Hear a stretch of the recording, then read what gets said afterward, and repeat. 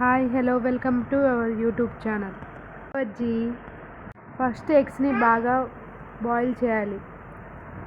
ఉప్పు వేసి బాయిల్ చేస్తే మంచిగా ఉంటుంది.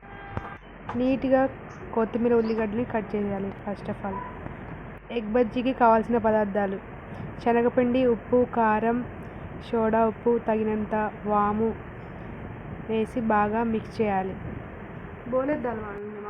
తక్కువ ఖర్చుతోనే ఇలా హెల్తీగా ఎగ్ బజ్జీ ఇంట్లోనే చేస్తే మన పిల్లలు కూడా ఇష్టంగా తింటారండి. మీరు కూడా ట్రై చేయండి. మిశ్రమాన్ని బాగా కలపాలి.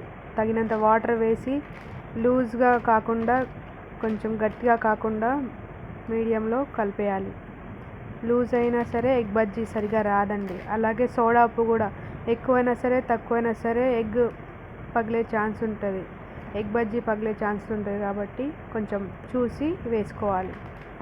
ఇలా ఎగ్స్ని నేనైతే 4 ఎగ్స్ తీసుకున్నాను. 4 ఎగ్స్ కూడా కట్ చేసి పెట్టేశానండి.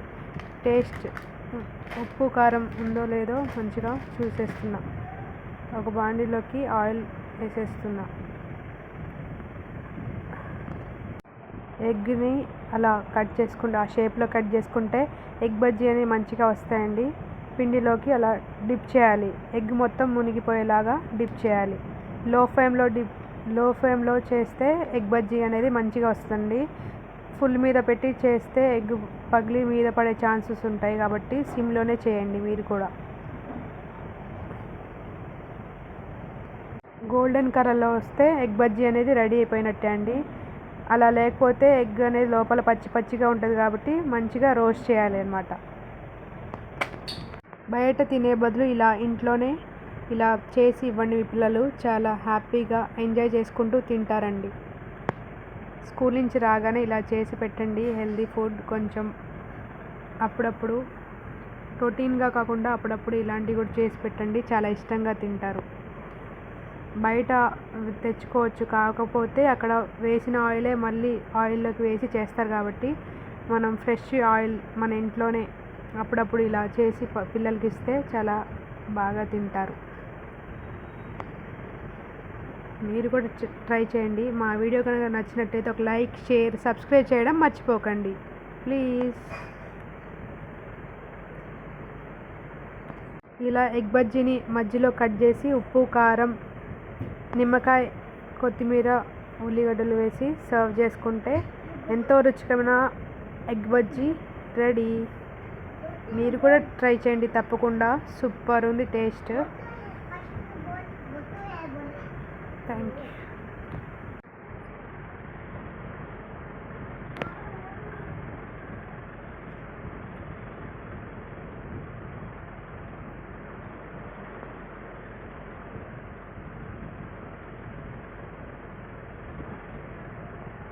Super taste.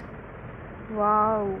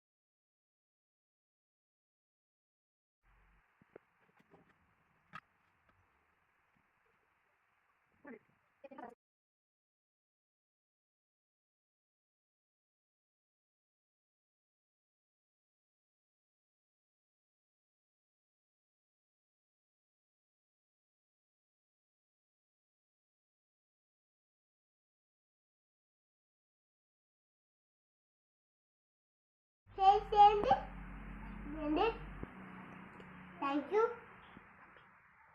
Mummy.